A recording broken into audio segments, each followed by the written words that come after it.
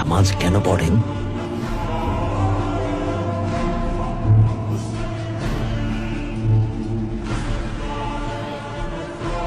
নামাজের মাধ্যমে শুকরিয়া আদায় করি, এর মাধ্যমে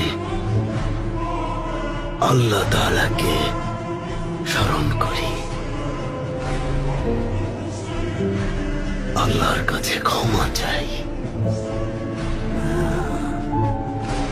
আমরা ট্যাঙ্গারির কাছে প্রার্থনা করি,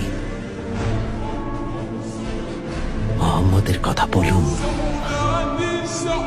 সাল্লাল্লাহু আলাইহি ওয়াসাল্লাম।